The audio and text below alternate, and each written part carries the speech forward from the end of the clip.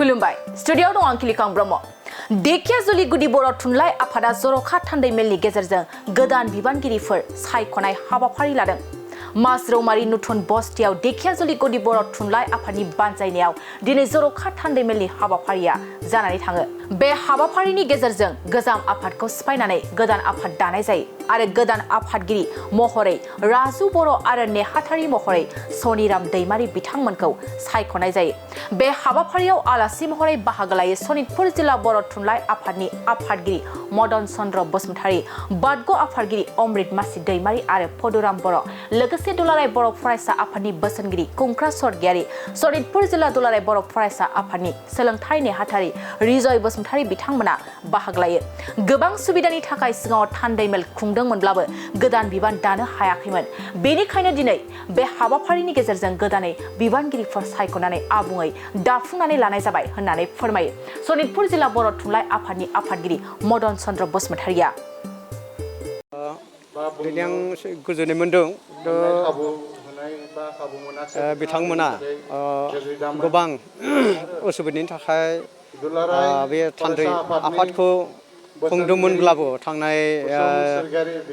12 आरो 14 जानुवारिहा धन्दामारियावहा नाथाय बेवहा आबुङै आफादखौ दानो हायाखैमोन बिथांमोना बायदि उसुबिदानि थाखाय बिथांमोना बे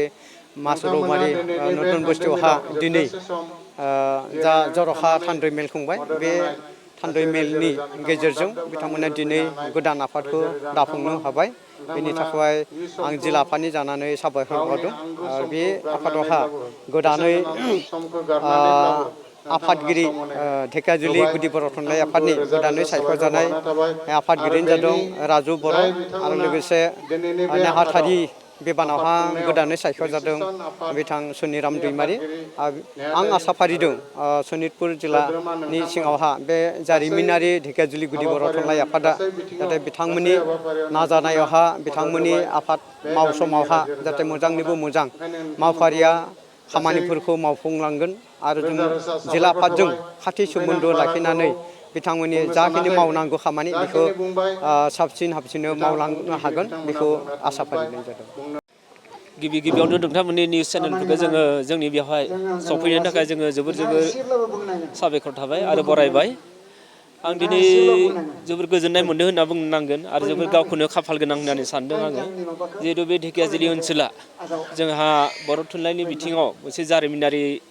जायगा बा भारतबर्षनि उदांस्रिनि समावबो जोंहा नैबे धेकियाजुलि ओनसोलाव 1942 सनाव गोबां मानसियानो शहीद जालांदों बेनि थाखायनो धेकियाजुलि ओनसोलखौ जोंहा शहीद नगरी होननानैबो बुङो बेबायदि जायगायाव आङो दिनै धेकियाजुलि गुदि बर' थुनलाइ आफादनि आफादगिरिनि बिबानखौ मोननानै जोबोर गोजोननाय मोन्दों आरो जोङो नैबे गोदान बुदिया जोंहा नाजानाय थागोन जाहाथे जोङो सनितपुर जिल्लानि गेजेरावनो धेकियाजुलि बे गुदि बर' थुनलाइ आफादखौ जोङो गासैबो गुदि बर' थुनलाइनिख्रुइ साबसिन बा मोजांसिन जोङो मेगनाव नांथावसिन बा खामानिखौ जोङो मोजाङै मावलांनो हायो बिनि थाखायनो जोङो नाजानाय थागोन आरो बे खेत्रआव जोङो जिल्ला आफाद आरो रायजो राजा गासैनिफ्रायबो जोङो देहा परामर्श लोगोसे जोङो हेफाजाब नागिरगोन बेखिनियानोसै आरो मासरौमारि नतुन बस्ति गामियाव धेकियाजुलि प्राइमारि बर' साहित्य सभा बिथांमोना जर'खायै थान्दै मेल लादों आरो बे थान्दै मेलाव बिथांमोना गोजाम आफादखौ सिफायनानै गोदान आफाद दादों आं गिबियावनो जायफोर गोदान आफादाव बिबान मोनबाय बिथांमोननि साफ्रोमनिसिम आङो सनितपुर जिल्ला दुलाराय बर' फरायसा आफादनिफ्राय जानानै गाहाम हामलायनाय जासिदों आं आसा खालामदों बर' बिजों आरो बर' फरायसालियाव माखासे जि जेंना सोमजिगासिनो दङ बा माखासे जेंना सुस्रांजायाखै बे माखासे गोबां जेंनाफोरखौ सुस्रांनायाव बे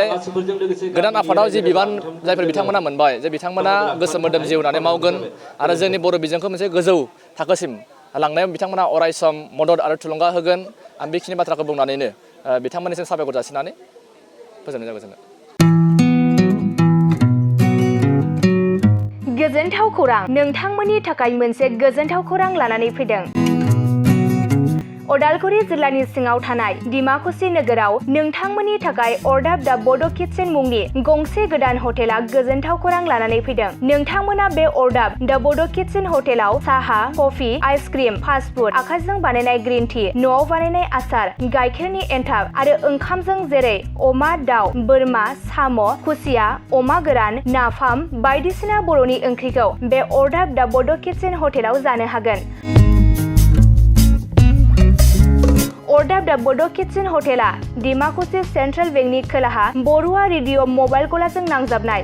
सोरबाफोर अरदाब दा बड' किटचेन हटेलाव बायदिसिना जामुं आदार जानो थाखाय सिगांग्रो अर्डार हरनोब्ला नैबे 8135967290 जामबुं नाम्बाराव कल खालामनानै बुकिं खालामहरनो हागोन। गोजोनथाव खौरां, अरदाब दा बड' किटचेन हटेलाव गोबां न'आव बानायनाय मोजां जाग्रा आदारखौ मोननो हागोन।